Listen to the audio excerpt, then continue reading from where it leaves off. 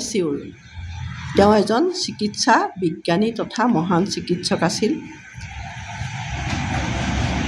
আমি সকলোৱে জানো কিছুমান জীৱ জন্তুৱে কামুৰিলে আমাৰ কিছুমান বেমাৰ হয়। তোমালোকে জানা যে মেলেৰিয়া বেমাৰটো যে হয় মহে কামুৰিলে হয়, এন'ফিলিছ মহে কামুৰিলে হয়। সেইকাৰণে আমি আমাৰ খোৱা আহাৰ পাতি ঢাকি থ'ব লাগে। তাৰোপৰি কিছুমান ভাইৰাছৰ পৰা বেমাৰ হয়। কিছুদিনৰ আগতে যে আমাৰ গোটেই এটা পেণ্ডেমিক ছিটুৱেশ্যনৰ সৃষ্টি হৈছিল, কৰোণা হৈছিল, সেয়া ভাইৰাছৰ পৰাই হৈছিল, হয়নে নহয়?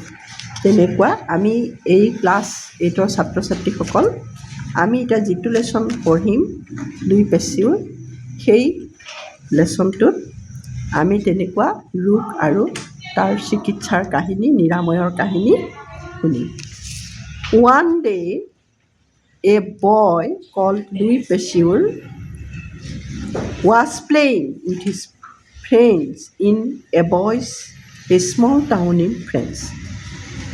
এদিন কি হৈছিল, এটা সৰু ল'ৰা, লুই পেচিউৰ নামৰ ল'ৰা এটাই ফ্ৰান্স দেশৰ এখন সৰু টাউন এভইচত তাৰ বন্ধু বান্ধৱৰ লগত খেলি আছিল। ৱাজ প্লেয়িং, এইটো টেন্সটোও চাই যাবা লেচনটোৰ লগে লগে, পাষ্ট কণ্টিনিউৱাছ টেন্স। এইটো প্লে ভাৰ্বত পাষ্ট কণ্টিনিউৱাছ টেন্সৰ কনজুগেশ্যন কৰিলে কি হ'ব? I am playing, we are playing, you are playing, you are playing, he she it. Present continuous যদি কৰোঁ আমি, he she it is playing, they are playing. আৰু যদি পাষ্ট কণ্টিনিউৱাছত কৰোঁ, I was playing, we were playing, you were playing, you were playing, he, she, it was playing, they were playing. এইটো past continuous tenseত আছে। Louis পেচিউৰ was playing, অৰ্থাৎ he was playing। কাৰ সৈতে খেলি আছিল? বন্ধুৰ সৈতে খেলি আছিল। ক'ত? ফ্ৰান্সৰ এখন দেশৰ নাম, সেই ফ্ৰান্স দেশৰ এখন সৰু চহৰ এভইচ নামৰ এখন চহৰত সি বন্ধু বান্ধৱৰ লগত খেলি আছিল। কোনে খেলিছিল? লুই পেচিউৰে। পেষ্টিউৰ নক'বা, লুই পেচিউৰ। ছাডেনলি, হঠাতে, হি চ এ মেন, তেওঁ দেখা পাইছিল। হি চ এ মেন, এইটো কিন্তু চিম্পুল পাষ্ট টেন্সত আছে। চি চ চিন, চিম্পুল পাষ্ট টেন্সত তুমি চি ভাৰ্বৰ যদি কনজুগেশ্যন কৰা কি হ'ব? I saw, we saw, you saw, you saw, he she it saw, they saw. Simple past টেন্সৰ কনজুগেশ্যন, গতিকে হি চ চিম্পুল পাষ্ট টেন্সত আছে। ছাডেনলি হি চ এ মেন, সি হঠাতে এজন মানুহক দেখা পাইছিল। ৰানিং টুৱাৰ্ডছ হিম, তেওঁৰ ফালে দৌৰি অহা দেখা পাইছিল। প্ৰেজেণ্ট পাৰ্টিচিপল এইটো, তেওঁৰ ফালে দৌৰি অহা দেখা পাইছিল। হঠাতে তেওঁ এজন মানুহক তেওঁৰ ফালে দৌৰি অহা দেখা পাইছিল। দ্য মেন ৱাজ ভেৰি ফ্ৰাইটেণ্ড, মানুহজনে খুব ভয় খাইছিল। ৱাজ ফ্ৰাইটেণ্ড, ৱাজ ভেৰি ফ্ৰাইটেণ্ড, সেইটো পেচিভ ভইচত আছে। যেতিয়া আমি ভইচ পঢ়িম তেতিয়া আমি কথাবিলাক ডিটেইলছত যাম। এতিয়া মাত্ৰ মই লেচনৰ মাজত থকা গ্ৰামাৰখিনি অনুকিয়াই গৈছোঁ। এইটো পেচিভ ভইচত আছে, চিম্পুল পাষ্ট টেন্সৰ পেচিভ ভইচত আছে। তেওঁ খুব ভয় খাইছিল। What is the matter? Louis asked him, লুইয়ে তেওঁক সুধিছিল যে কি হৈছে আপোনাৰ, কিয় ইমান ভয় খাই দৌৰি আহিছে? Someone has been bitten by a mad wolf from the mountain, পাহাৰৰ পৰা অহা এটা পগলা শিয়ালে, ৰাং কুকুৰে কাৰোবাক কামুৰিলে। Louis was scared because he understood that the mad wolf was suffering from rabies, লুইয়ে জানিছিল যে এইটো এটা বৰ ভয়াৱহ কথা, কাৰণ সেই পগলা ৰাং কুকুৰ তাৰ ৰেবিছ নামৰ এটা বেমাৰৰ বীজাণু থাকে তাৰ গাত, গতিকে সি কামোৰা মানে সেই বেমাৰটো হোৱা, এই কথাটোত লুই তেতিয়াই শংকিত হৈ পৰিছিল। Rabies is a viral disease that causes inflammation of the brain in humans and in other mammals. Rabies হ'ল এনেকুৱা এটা বীজাণু, সংক্ৰমিত বীজাণু, যিটোৱে মানুহৰ আৰু অন্যান্য জীৱ জন্তুৰ মগজুত কি কৰে? মগজুত মানে আক্ৰান্ত কৰে, মগজু আক্ৰান্ত কৰে। মানুহৰ মগজুত সি বেমাৰৰ বীজাণুটো বিয়পি পৰে, মগজুক আক্ৰান্ত কৰে। Animals with rabies so' made go mad and die. সেইকাৰণে এই বেমাৰটো হ'লে জীৱ জন্তু বলিয়া হৈ যায় আৰু মৃত্যুৰ মুখত পৰে। Human beings get the virus when they are bitten by, scratched by animals with rabies. আৰু তেনেকুৱা ৰেবিছ বেমাৰ থকা জন্তুৱে জীৱ জন্তুৱে যদি মানুহক আকোহে তেতিয়াহ'লে মানুহৰ সেই বেমাৰটো হয়, মানুহৰ গালৈকো সি সংক্ৰমিত হয়।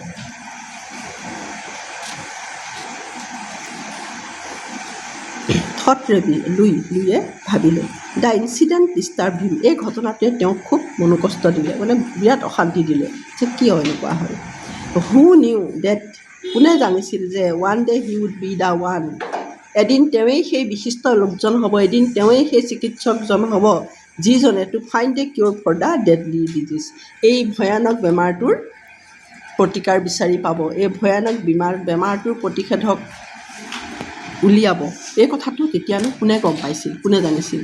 মেনি ইয়াৰ্ছ লেটাৰ, বহু বছৰৰ পাছত, হোৱাইল এক্সপেৰিমেণ্টিং অন ৰেবিটছ, যেতিয়া লুইয়ে ৰেবিটছৰ ওপৰত, এন্দুৰৰ ওপৰত, ৰেবিটছৰ ওপৰত যেতিয়া পৰীক্ষা নিৰীক্ষা কৰোঁতে Pasteur found the deadly virus that causes rabies, তেতিয়া পেচিউৰে দেখা পালে যে সেইবিলাক এই ভয়ানক বেমাৰৰ বীজাণুটো যিটোৱে ৰেবিছ বেমাৰৰ সৃষ্টি কৰে, সেই বেমাৰৰ বীজাণুটোৰ বিচাৰি পালে।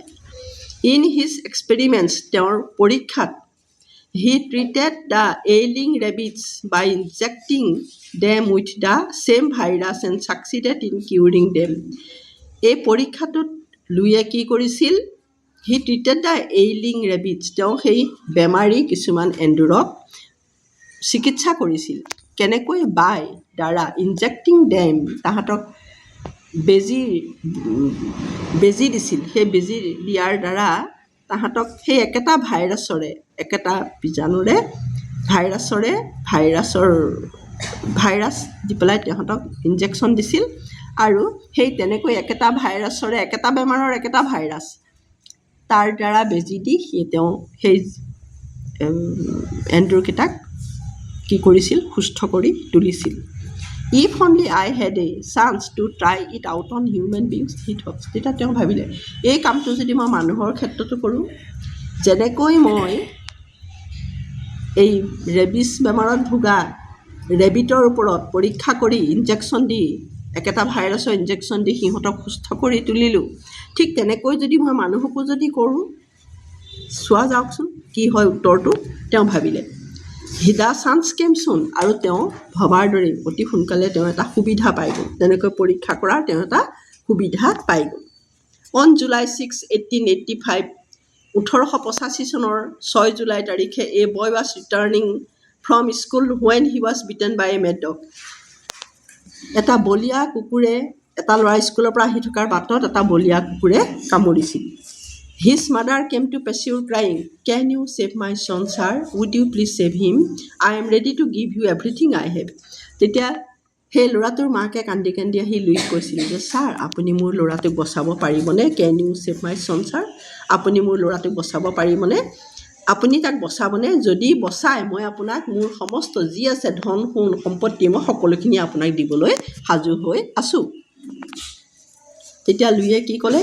Don't worry, Louis said, consoling the boy's mother, ল'ৰাটোৰ মাকক সান্তনা যাচি লুইয়ে ক'লে যে তুমি ইমান চিন্তা নকৰিবা, কিবা এটা উপায় ওলাব। I shall do whatever I can. Maybe it will benefit the entire human race in the future, he thought. তেওঁ ক'লে যে মই যিমান পাৰোঁ ল'ৰাটোক সুস্থ কৰি তুলিবলৈ চেষ্টা কৰিম, কোনে জানে হয়তো গোটেই মানৱ জাতিৰ কাৰণেই কিবা এটা ভাল সুফল পাবলৈ গৈ আছে, কোনে জানে হয়তো মানৱ জাতিৰ উপকাৰত অহা কিবা এটাই, আমি যুগান্তৰকাৰী কিবা এটাই হয়তো আৱিষ্কাৰ কৰিব পাৰোঁ, হি থট, তেওঁ ভাবিলে। Pasteur was not sure if his method would work on human beings, তেওঁৰ উদ্ভাৱনে মানুহৰ শৰীৰত কিবা সুফল দিব পাৰিবনে নোৱাৰে, এই ক্ষেত্ৰত পেচিউৰ কিন্তু নিশ্চিত নাছিল। Yet he made up his mind to take the risk, কিন্তু তাৰপিছতো তেওঁ সেই প্ৰত্যাহ্বান গ্ৰহণ কৰিবলৈ সাজু হ'ল যে যি হওক মই অন্ততঃ ল'ৰাটোৰ ক্ষেত্ৰত এটা যত্ন এটা কৰি চাওঁ ভাল কৰিবলৈ। He injected the boy with the virus, তেওঁ সেই ভাইৰাছটোৰ ল'ৰাটোৰ গাত ইনজেক্ট কৰিলে, ল'ৰাটোৰ গাত সেই ভাইৰাছৰ বেজী দিলে। ৰেবিছৰ বেজী দিলে এণ্ড কেপ্ট হিম আণ্ডাৰ ৱাটছ, আৰু তাক কি কৰিলে, পৰ্যবেক্ষণত ৰাখিলে, নজৰত ৰাখিলে, যে ল'ৰাটোক তেওঁ চকুৰ আগত ৰাখিলে, সি কেনেকুৱা বিহেভ কৰে এইটো চকুৰ আগত ৰাখিলে। টু হিজ প্লিজেণ্ট ছাৰপ্ৰাইজ, আৰু তেওঁক আনন্দিত কৰি, অতি সন্তোষৰ কথা যে তেওঁৰ আনন্দিত কৰি দ্য বয় ৰেছপণ্ডেড টু পেচিউৰ ট্ৰিটমেণ্ট, ল'ৰাটোৱে পেচিউৰৰ চিকিৎসাৰ মানে এটা শুভ ফল দেখুৱাবলৈ ল'লে, ভাল ফলটো দেখুৱালে। The new method of treatment of rabies made Pasteur famous all over the world, আৰু এই নতুন পদ্ধতিটোৱে পেচিউৰক গোটেই পৃথিৱীজুৰি প্ৰখ্যাত কৰি তুলিলে। ইন 1888, 1888 চনত the French government founded the Pasteur Institute in Paris, Paris দেশত ফৰাচী গভৰ্ণমেণ্টে